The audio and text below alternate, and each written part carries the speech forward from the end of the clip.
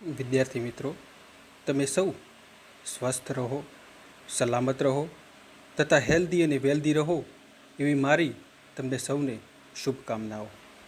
આપણે આ video paper 1 અને સેમેસ્ટર 1 માટે બનાવી રહ્યા છીએ. તો એની અંદર આપણે પ્રાચીન ભારતનો ઇતિહાસ જાણવાના સાધનોની આધાર સામગ્રીની ચર્ચા કરી રહ્યા હતા, જેની અંદર આપણે સૌપ્રથમ સાહિત્યિક આધાર સામગ્રીની ચર્ચા કરી.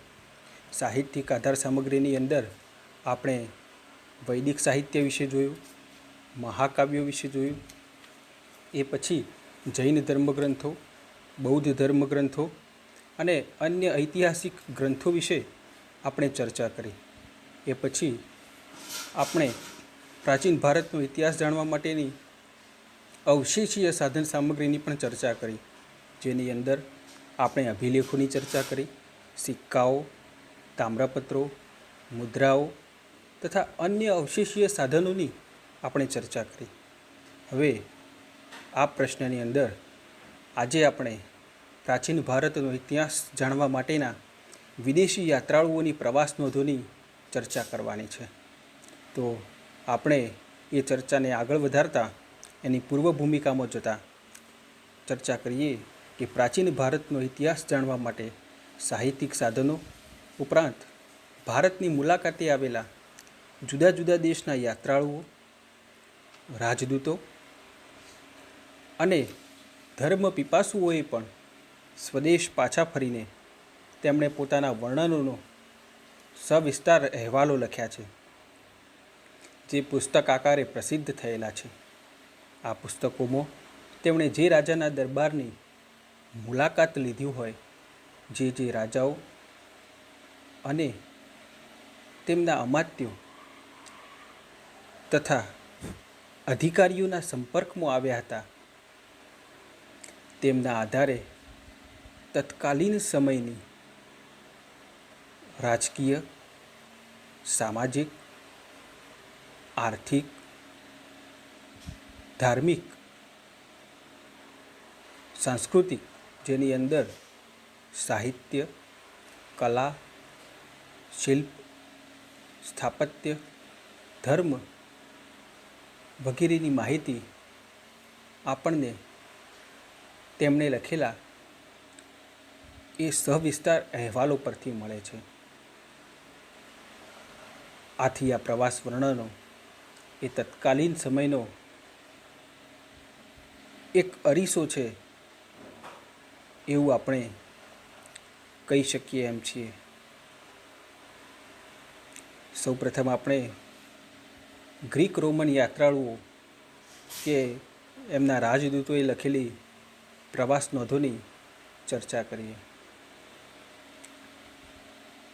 તો એની અંદર ઈસવીસન પૂર્વેની વાત કરીએ તો સિકંદર પોતાની સાથે પોતાના વિજયોનું વૃત્તાંત લખવા માટે ઇતિહાસકારો અને લેખકોને સાથે લઈ આવ્યો હતો. ભારતની વાયવ્ય સરહદ પરના તેના આક્રમણનો અહેવાલ લખનારા લેખકોમાં એરિસ્ટોબુલસ, નિયાર્કસ, ચારસ, યુમેનિસ, ઓનિસિક્રિટસ, ટોલેમી વગેરેના નામો સવિશેષ ઉલ્લેખનીય છે.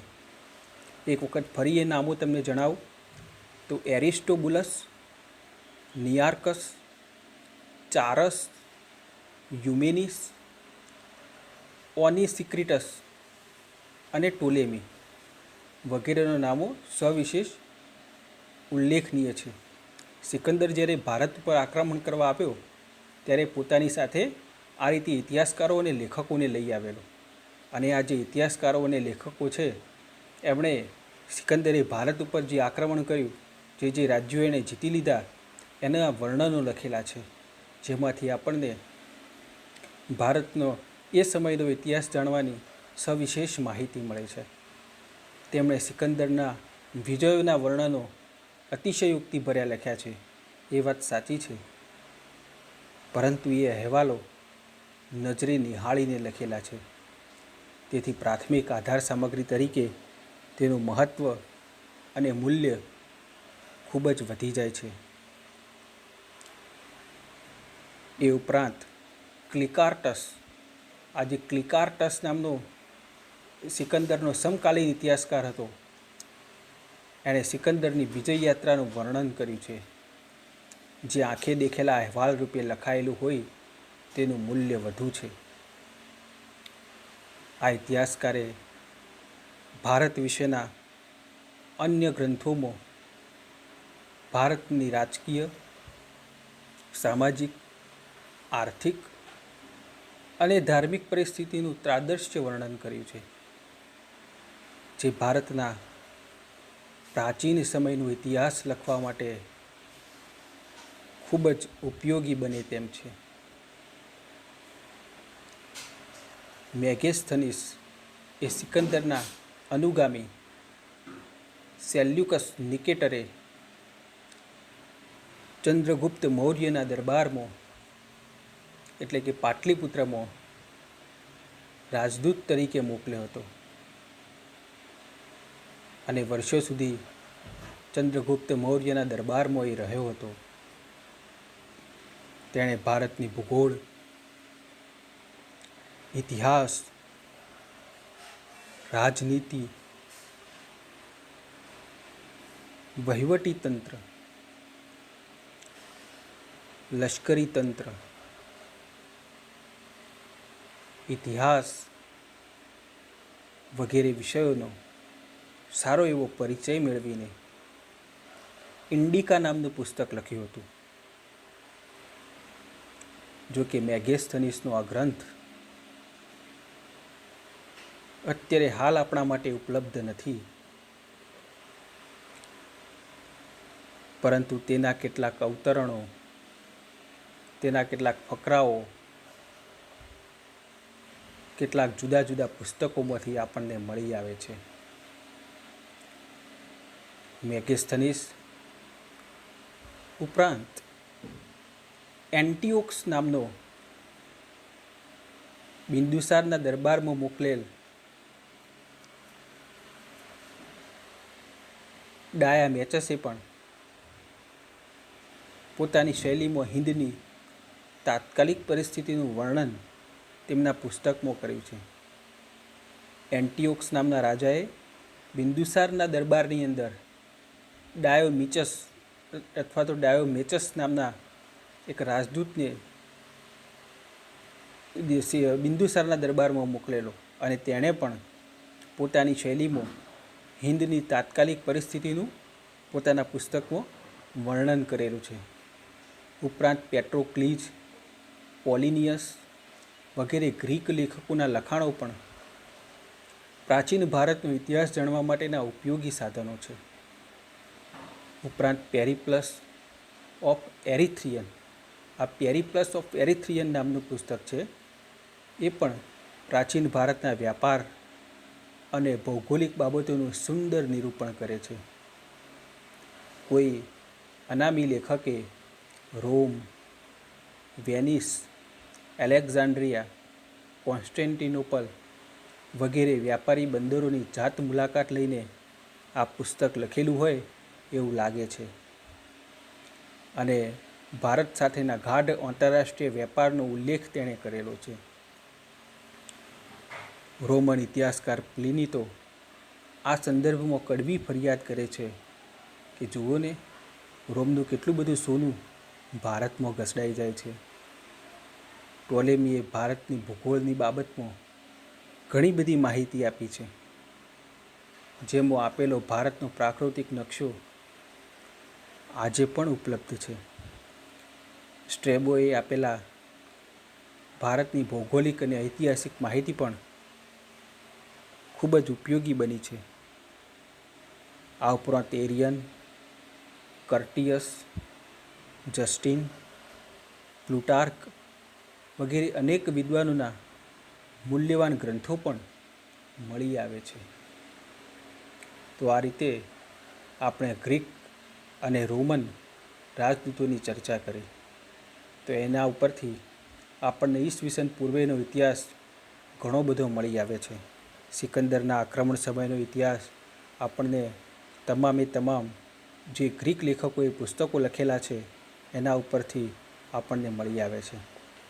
આ ગ્રીક અને રોમન લેખકોએ અનેક પુસ્તકોની અંદર ભારતની રાજકીય, વ્યાપારિક, આર્થિક પરિસ્થિતિનું વર્ણન કરેલું છે અને એના ઉપરથી આપણને ભારતની એ સમયની પરિસ્થિતિનો ખ્યાલ આવે છે. ગ્રીક અને રોમન ઇતિહાસકારોએ એ સમયે જે પુસ્તકો લખ્યા છે એના ઉપરથી જ આપણને એ સમયની ભારતની પરિસ્થિતિનું વર્ણન મળી આવે છે. આપણે ભારતીયો ખાસ કરીને ઇતિહાસ લખવાની બાબતમાં, ઇતિહાસની નોંધ રાખવાની બાબતમાં થોડા ઉદાસીન રહ્યા છીએ. એના પરિણામે આપણને તે સમયનો ઇતિહાસ મોટાભાગે ગ્રીક અને રોમન રાજદૂતો છે અથવા તો એમના યાત્રાળુઓ છે એમના લખેલા અહેવાલો ઉપરથી, એમણે લખેલી વિસ્તૃત નોંધો ઉપરથી આપણને એ સમયનો ઇતિહાસ મળી આવે છે. તો હવે આપણે ચીની યાત્રાળુઓની પ્રવાસ નોંધોની થોડીક ચર્ચા કરીએ. તો ચીનના સમ્રાટ મિંગ તીને સ્વપ્નમાં ભગવાન બુદ્ધની મૂર્તિના દર્શન કરેલા. આથી તેણે બૌદ્ધ ધર્મ, બૌદ્ધ સાહિત્ય,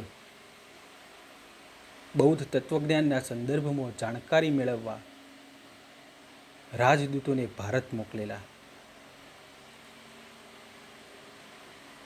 એ જ સમયગાળામાં હિન્દના વિદ્વાન આચાર્ય કશ્યપ માતંગ તથા બૌદ્ધ સાધુઓ ચીનમાં ગયેલા. તેમણે ચીનમાં જઈ બૌદ્ધ ધર્મનો પ્રચાર શરૂ કરેલો તેમજ સેંકડો ગ્રંથોનો ચીની ભાષામાં અનુવાદ પણ કરેલો. આથી જે પ્રાચીન બૌદ્ધ ગ્રંથો ભારતમાં મળતા નથી તેનો અનુવાદ ચાઇનીઝ ભાષામાં મળી આવે છે. આમ આવા દુર્લભ પુસ્તકો ત્યાં સચવાયા છે. ચીનમાંથી ભારતમાં કુલ 4 મોટા ચીની યાત્રાળુઓ, એમાં સૌપ્રથમ છે ફાહિયાન, જે ગુપ્ત સમયની અંદર આવેલા. એ પછી સુંગ યુન આવેલા. એ પછી યુએન સંગ આવેલા, જે સમ્રાટ હર્ષવર્ધનના સમયમાં આવ્યા હતા. અને ત્સિંગ એ લગભગ હર્ષવર્ધન યુગના સમાપ્તિ પછી આવેલા. તેમણે નાલંદા અને વિક્રમશિલા જેવી વિદ્યાપીઠોની મુલાકાત લીધેલી અને કેટલાક વર્ષો ત્યાં એમણે ગાળેલા. તો આપણે સૌ પ્રથમ ફાહિયાનની વાત કરીએ તો ઈસવીસન 399માં ભારત આવવા નીકળેલો અને 14 વર્ષ એણે ભારત યાત્રામાં ગાળેલા. તેણે કરેલા વર્ણનોમાં ગુપ્ત સમયની જાહો જલાલી અને સમૃદ્ધિનું સુંદર પ્રતિબિંબ તેણે પાડ્યું છે. ગુપ્ત સમયનો વ્યાપાર, આર્થિક સમૃદ્ધિ, રાજમહેલોની ભવ્યતા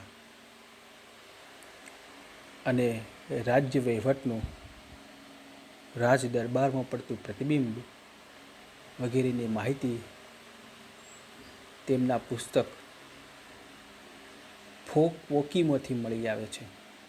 ફાહિયાને જે ફોક વોકી નામનું પુસ્તક લખ્યું છે એની અંદરથી આપણને ગુપ્ત સમયની સારી એવી માહિતી મળી આવે છે. ગુપ્ત સમય ઉપર એ સારો એવો પ્રકાશ પાડતું પુસ્તક છે. એ પુસ્તકનું નામ છે ચીની ભાષાની અંદર ફોક વોકી. આ ફોક વોકી નામનું પુસ્તકમાંથી આપણને ગુપ્ત સમયની જાહોજલાલી અને સમૃદ્ધિનું સુંદર પ્રતિબિંબ મળી આવે છે. સુંદર એણે જે કહેવાય કે પોતાનો અહેવાલ લખ્યો છે અને ગુપ્ત સમય ઉપર સારો એવો પ્રકાશ પાડ્યો છે. આપણને ગુપ્ત સમયનો ઇતિહાસ જાણવા માટે ફાહિયાને લખેલું આ પુસ્તક ખૂબ જ ઉપયોગી સાબિત થયું છે. એ પછી સુંગ યુન નામનો એક બૌદ્ધ યાત્રાળુ 518માં ચીનમાંથી ભારત આવેલો. તેનો હેતુ મહાયાન સંપ્રદાયના પુસ્તકો મેળવવાનો હતો. તે ચીનમાં 3 વર્ષ પછી પાછો ફર્યો ત્યારે પોતાની સાથે 170 જેટલા પુસ્તકો નકલો કરીને લઈ ગયેલો. એ પછી આવે છે યુએન સંઘ. એ લગભગ 26 વર્ષની ઉંમરે ઈસવીસન 629માં ભારત આવવા નીકળેલો અને સમ્રાટ હર્ષવર્ધનના દરબારમાં ઘણો સમય રહેલો અને લગભગ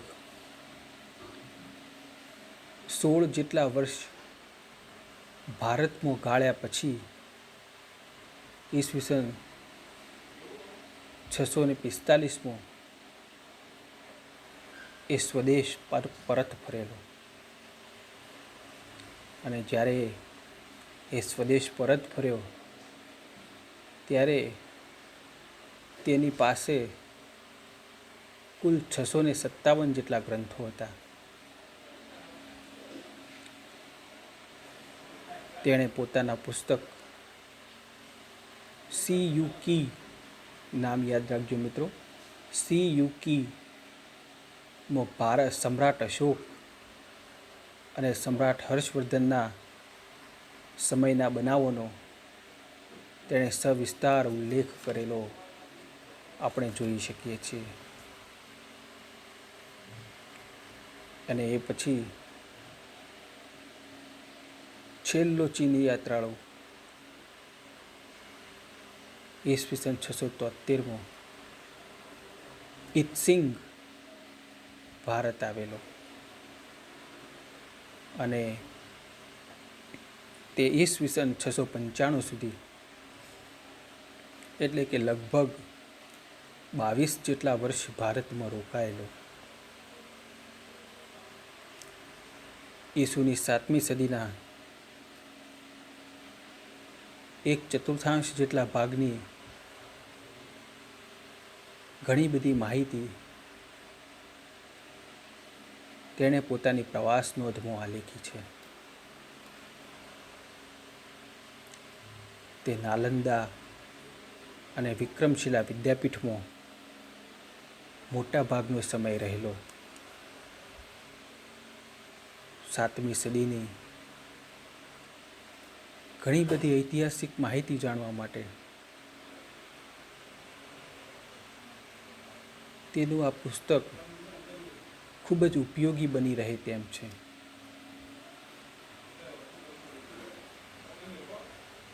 અન્ય યાત્રાળુઓમાં અલ બેરૂનીનો સમાવેશ આપણે કરી શકીએ છીએ. આ જે અલ બેરૂની છે એ 10મી અને 11મી સદીના ભારતની રાજકીય, આર્થિક, સામાજિક અને ધાર્મિક સ્થિતિનો સવિસ્તર ઉલ્લેખ તેના લખાણોમાં કરે છે. તે ભાષા અને ગણિતનો વિદ્વાન હતો. તેણે ભારતીય ભાષાના ઘણા બધા પુસ્તકોનો અરબી ભાષામાં અનુવાદ કરેલો. તો તમે જુઓ વિદ્યાર્થી મિત્રો કે જે બહારથી જે લોકો આવ્યા છે, ખાસ કરીને ચીનથી આવ્યા છે કે અરબસ્તાનથી આવ્યા છે, આ લોકો વિદ્યાનું મહત્ત્વ કેટલું સમજતા હતા. આપણે માનો કે કોઈ જગ્યાએ ફરવા માટે જઈએ છીએ તો અન્ય અનેક ઘણી બધી વસ્તુઓ લેતા આવીએ પોતાની સાથે, રોજબરોજની ઉપયોગી હોય, આપણને ગમતી હોય એવી ઘણી બધી વસ્તુઓ આપણે લેતા આવીએ. નાનું બાળક હોય તો એને રમકડાં ગમતા હોય તો રમકડાં, આપણને કોઈ અન્ય વસ્તુઓ આપણી ઉંમર મુજબ ગમતી હોય તો એ લઈએ. પણ આ લોકો તમે જુઓ કે જે અરબસ્તાનથી અલ બેરૂની આવે છે, ચીનથી ફાહિયાન આવે છે, સુંગ યુન આવે છે, યુએન સંગ આવે છે, એ પછી ઇત્સિંગ આવે છે. આ લોકો તમે જુઓ કે વિદ્યાનું કેટલું મહત્ત્વ સમજે છે. આ લોકો પોતાની સાથે સેંકડો પુસ્તકો લઈ જાય છે, એની નકલો કરે છે અને જ્ઞાનની વહેંચણી ભારતથી લઈ જઈને પોતાના દેશની અંદર કરે છે. તમે જુઓ કે સેંકડો પુસ્તકો પોતાની સાથે એ લોકો લઈ જાય છે. એ જ્ઞાનનું મહત્ત્વ કેટલું બધું સમજે છે એ ઉપરથી આપણને ખ્યાલ આવે છે. એ સમયે જ્ઞાનનું મહત્ત્વ કેટલું હશે એનો પણ આપણને ખ્યાલ આવે છે કે આ લોકો નકલો કરી કરીને સેંકડો પુસ્તકો, બીજું નથી લઈ જતા, એ પુસ્તકો લઈ જાય છે. આપણે કદાચ બહાર ફરવા જઈએ તો આપણે શું લાવીએ ત્યાંથી? અત્યારના સમયની અંદર લોકો મોબાઈલ લાવે, ટેબ્લેટ લાવે, કારણ કે જમાનો એનો છે. બીજી કોઈ ગમતી વસ્તુ લઈ આવે. પણ આ લોકો તમે જુઓ કે આ લોકો અહીંથી બીજી કોઈ ગમતી વસ્તુ નથી લઈ જતા, પણ અહીંથી પુસ્તકો લઈ જાય છે અને પોતાના દેશની અંદર એ જ્ઞાનનો પ્રચાર કરે છે. એ પુસ્તકોનું ચીની ભાષાની અંદર અનુવાદો કરે છે. તમે જુઓ વિદ્યાર્થી મિત્રો કે જ્ઞાનનું એ સમયની અંદર મહત્ત્વ કેટલું બધું હશે કે સેંકડો પુસ્તકોની નકલો કરીને અહીંથી લઈ જાય છે, અથવા તો અહીંથી લઈ જઈને ત્યાં જઈને નકલો કરે છે. તમે વિચારો કે એ સમયે તો અત્યારના જેવી છાપકામની કળા નહોતી, પુસ્તકો લખવા પડતા, તો કેટલી મહેનત એ લોકોએ કરી છે જ્ઞાન મેળવવાની પ્રાપ્તિ માટે. એ ભારતમાં માત્ર ફરવા માટે નહોતા આવતા, પણ જ્ઞાન મેળવવા માટે આવતા હતા અને અહીંથી જ્ઞાન મેળવીને પોતાના દેશની અંદર પોતાની ભાષામાં એ પ્રચાર કરતા, પુસ્તકોની નકલો એ પોતાની ભાષામાં રચતા અને એ રીતે એ લોકો પોતાના દેશની અંદર ભારતના જ્ઞાનનો પ્રચાર કરતા. અને તમે જુઓ એ લોકો પોતાનો બહુધા જે સમય છે મોટાભાગનો એ ખાસ કરીને વિદ્યાપીઠોમાં ગાળે છે. વિક્રમશિલા વિદ્યાપીઠ છે, નાલંદા વિદ્યાપીઠ છે, યુએન સંઘે તો વલ્લભી વિદ્યાપીઠની પણ મુલાકાત લીધેલી. તો આ લોકો વિદ્યાપીઠોની મુલાકાત લે છે અને વિદ્યાપીઠોમાં પોતાનો મોટાભાગનો સમય એ લોકો ગાળે છે. આના ઉપરથી એ લોકોમાં જ્ઞાનનું મહત્ત્વ કેટલું હશે એ આપણે જોઈ શકીએ છીએ.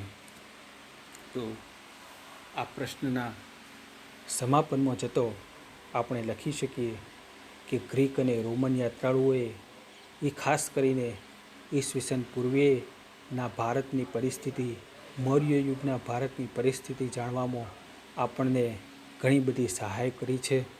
એ સમયના લેખકોએ જે સિકંદરના ભારત ઉપરના વિજયો વિશેનું જે વર્ણન કર્યું છે, ભલે થોડુંક અતિશયોક્તિભર્યું વર્ણન કર્યું છે, છતાં પણ એ પ્રાથમિક માહિતી આપણા માટે ઘણી જ ઉપયોગી સાબિત થઈ છે. મેગેસ્તનેસ જેવા સેલ્યુકસ નિકેટરના રાજદૂતે ચંદ્રગુપ્ત મૌર્યના દરબારમાં રહીને આપણને મૌર્ય યુગની ઘણી બધી માહિતી મેળવી આપી છે. એ ઉપરાંત એ સમયના ઘણા બધા લેખકોએ આપણને ઈસવીસન પૂર્વેની માહિતી મેળવવામાં ઘણી બધી સહાય કરી છે. એ પછી જે ચીની યાત્રાળુઓ છે એમણે પણ ખાસ કરીને ગુપ્ત યુગ, હર્ષવર્ધન યુગ અને હર્ષવર્ધન પછીના યુગની માહિતી મેળવવામાં આપણને ઘણી બધી સહાય કરી છે. આપણે ફાહિયાનના લખાણોમાંથી ગુપ્ત યુગની માહિતી મેળવી શકીએ છીએ, યુએન સંઘના લખાણોમાંથી હર્ષવર્ધનના સમયની માહિતી મેળવી શકીએ છીએ અને ઇત્સિંગના લખાણોમાંથી હર્ષવર્ધન પછીના સમયની માહિતી મેળવી શકીએ છીએ. અને જે ગ્રંથો અહીંયા આપણે લુપ્ત થઈ ગયા છે, સાચવી શક્યા નથી, એવા બૌદ્ધ સાહિત્યના, બૌદ્ધ તત્વજ્ઞાનના અને બૌદ્ધ ધર્મ વિશેના ઘણા બધા ગ્રંથો અત્યારે હાલ આપણને ચાઇનીઝ ભાષામાંથી મળી આવે છે. તો આ રીતે આ જે ચીની યાત્રાળુઓ છે એમના પુસ્તકોમાંથી પણ આપણને ભારત વિશેની એ સમયની ઘણી બધી માહિતી પ્રાપ્ત થાય છે. તો આ રીતે પ્રાચીન ભારતનો ઇતિહાસ જાણવા માટે વિદેશી યાત્રાળુઓની નોંધો આપણને ઘણી બધી ઉપયોગી સાબિત થાય છે. તો આપણે આ પ્રશ્નનો અત્રે અંત કરીએ છીએ અને હું આશા રાખું કે તમે ગંભીરતાથી અને વારંવાર આ વિડીયો સાંભળતા હશો.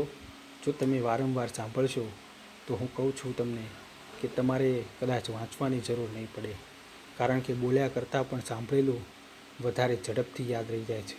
તો વિદ્યાર્થી મિત્રો, તમે સ્વસ્થ રહેજો, તબિયત સાચવજો અને આ વિડીયો સાંભળતા રહેજો.